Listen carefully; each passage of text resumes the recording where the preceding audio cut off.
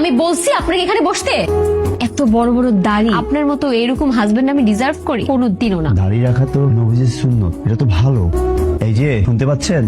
কি ব্যাপার, আপনি আমার গায়ে টাচ করলেন কেন? আমি ঘুমায়াচ্ছিলাম, আপনি সেটা সুযোগ নিতে চাইছেন? আমি তো আপনাকে ভালো ভাবছিলাম। যেই দেখলেন একটা মেয়ে মানুষ চুপচাপ ঘুমায় আছে, আর সেই তার সুযোগ নিতে চাইছেন না? না না, আপনি ভুল বুঝতেছেন। সকাল হয়ে গেছে তো। তো সকাল হয়েছে তো কি হয়েছে? সকাল হয়েছে দেখে কি আমার উঠাবার নাস্তা হবে? না, ফজরের আজান দিয়েছে, নামাজটা পড়ে ফেলেন। আমি কি আপনাকে বলছি সকালবেলা উঠে আপনি আমাকে ডাকবেন? আপনার কি মনে হয় আমি এত ভোরবেলা উঠে নামাজ পড়বো? আপনার নামাজ পড়তে ইচ্ছা করতেছে, আপনি উঠে নামাজ পড়েন, আমাকে কেন ডাকতে আসছেন? ঠিক আছে, আপনি ঘুমান, নামাজটা পড়ে এসে তারপর ঘুমান।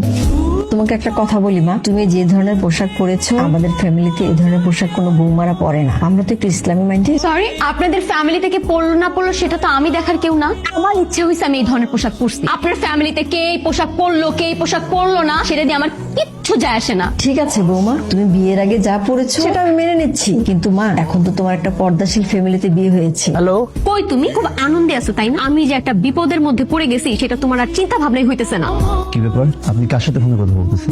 কি আমি কার সাথে ফোনে কথা বলছি সেটা আমার আপনাকে বলতে হবে? আপনি কে আমাকে সেই ধরনের কথা জিজ্ঞেস করার? ঠিক আছে, সেই কৈফিয়ত না হয় আপনি আমাকে নাই দিলেন, আগে এটা বলেন আপনি আম্মা জানের সাথে কেন চিল্লাফাল্লা করলেন? আমি আপনার মায়ের সাথে কেমন ধরনের ব্যবহার করছি? আপনার মায়ের তো কপাল ভালো যে আমি এর থেকে খারাপ হই না। আপনার মা কিভাবে আমার ড্রেস আপ নিয়ে কথা বলে? আপনি যখন বিয়ে করছেন তখন আমাকে দেখে বিয়ে করছেন, আপনার মা আমাকে দেখে তারপর বিয়ে করাইছে না? তাহলে এখন কেন এত ধরনের সমস্যা হচ্ছে আপনাদের? আম্মা তো ঠিকই বলছে, আপনার ড্রেস আপে তো সমস্যা আছে, আপনার তো এই ড্রেস পরা উচিত না। এই বাড়ির বউরা কখনো এই ধরনের ড্রেস পরে না। বৌমা দাঁড়াও, এদিকে আসো। আপনি দেখতেছেন আমি একটা জায়গায় যাচ্ছি, এরপর আবার আমাকে ডাক দিলেন আর বোমা বোমা কারে বলতেছেন? আপনাকে না বলছি আমাকে কখনো বোমা বলে ডাকবেন না। না মানে তুমি এই ধরনের পোশাক পরে কোথায় যাচ্ছ মা? এই ধরনের পোশাক পরে আমি রুমে ঘুমাতে যাচ্ছি। আপনি দেখতেছেন আমি বাইরে যাচ্ছিলাম, এরপর আবার ডাক দিয়ে বলতেছেন আমি কোথায় যাচ্ছি? আমি আমার কাজ আছে বাইরে যাচ্ছি। শোনো, আমার ছেলেটা তো ঘরে নেই, ও আসো, ওকে বলে না হয় তুমি যাও। আরে আমি তো তাকে স্বামী হিসেবে মানি, সে আমাকে পারমিশন দিলে আমি যাবো, না দিলে আমি যাবো না, তাই তো? আপনার কি মনে হয় সে আসবে আমাকে পারমিশন দিবে সেই পর্যন্ত আমি অপেক্ষা করব? অসম্ভব। আমি তো বাইরে যাবই, আর এই ধরনের পোশাক পরে আমি বাইরে যাবো।